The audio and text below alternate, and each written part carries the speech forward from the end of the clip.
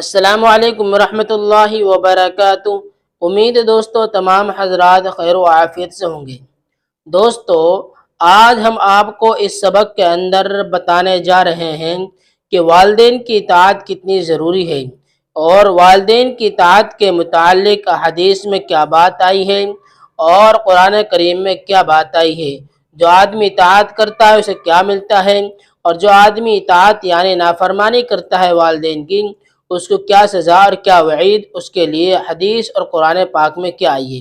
دیکھیے دوستو، آپ حضرات کا ٹائم ضائع نہ کرتے ہوئے ہم اپنا سبق شروع کرتے ہیں، لیکن سبق شروع کرنے سے پہلے آپ سے ایک درخواست ہے کہ اگر آپ نے ابھی تک ہمارے اردو کریٹر چینل کو سبسکرائب نہیں کیا ہے تو ہمارے چینل کو سبسکرائب کریں اور بیل آئیکن بٹن کو دبائیں تاکہ ہر آنے والی ویڈیو آپ کے پاس سب سے پہلے پہنچ سکیں۔ دیکھیں دوستو، سبق شروع کرتے ہیں۔ بسم اللہ الرحمن الرحیم۔ اشرفی تعلیم، صفحہ نمبر 25، حصہ 3، والدین کی اطاعت۔ اللہ تعالی ہر چیز پر قادر ہے، وہ اسباب کا بالکل بھی محتاج نہیں ہے۔ وہ جس چیز کو چاہتا ہے محض اپنے حکم سے پیدا کر دیتا ہے، چنانچہ یہ پوری کائنات اسی کے حکم سے بنی ہے۔ سب سے پہلے انسان حضرت آدم علیہ السلام ہیں۔ اللہ تعالیٰ نے ان کو بغیر ماں باپ کے پیدا کر دیا۔ سب سے پہلی عورت حضرت حوا علیہ السلام ہیں۔ اللہ تعالیٰ نے ان کو بغیر ماں کے پیدا کر دیا۔ اسی طرح اللہ نے اپنی قدرت ظاہر کرنے کے لیے حضرت عیسیٰ علیہ السلام کو بغیر باپ کے پیدا کر دیا۔ یہ تو اللہ رب العزت کی قدرت ہے، لیکن اللہ تعالیٰ نے اس دنیا کو دارالاسباب بنایا ہے اور انسانوں کو حکم دیا ہے کہ وہ ان اسباب کو اختیار کرے۔ چنانچہ قانون الہی یہ ہے کہ مرد و عورت کے ذریعے اللہ تعالیٰ اولاد پیدا کرتا ہے، یعنی ایک انسان کے دنیا میں آنے کا ظاہری سبب ماں باپ ہیں۔ اسی وجہ سے قرآن و حدیث میں ماں باپ کا درجہ بہت بلند بتایا گیا ہے۔ قرآن مجید نے متعدد مقامات پر اللہ نے اپنی عبادت کا حکم دینے کے فوراً بعد والدین کے ساتھ حسن سلوک کرنے کا حکم دیا ہے، کیونکہ حقیقی خالق تو بے شک اللہ ہی ہے، لیکن ظاہری سبب والدین ہیں۔ اس لیے اللہ تعالیٰ نے اپنی عبادت کے مطالبے کے فوراً بعد ماں باپ کے ساتھ حسن سلوک کرنے کا حکم دیا ہے۔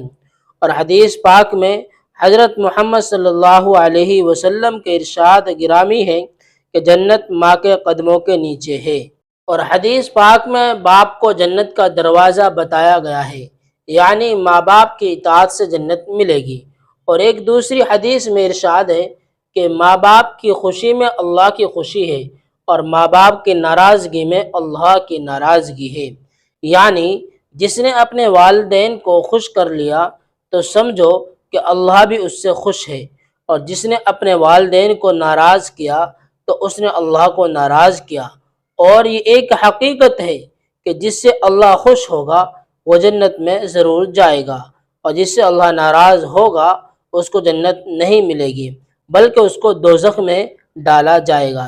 اسی طرح ایک اور حدیث میں حضرت محمد مصطفیٰ صلی اللہ علیہ وسلم نے ارشاد فرمایا کہ سب سے بڑے گناہ 3 ہیں۔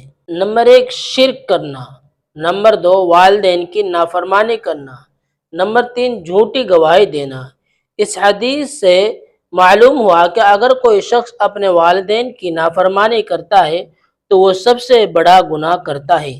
اسی طرح ایک اور حدیث میں ہے کہ حضرت جبرائیل علیہ السلام نے اس شخص کے لیے بد دعا فرمائی ہے جو اپنے ماں باپ کو یا ان میں سے کسی ایک کو پائے اور جنت حاصل نہ کر سکے۔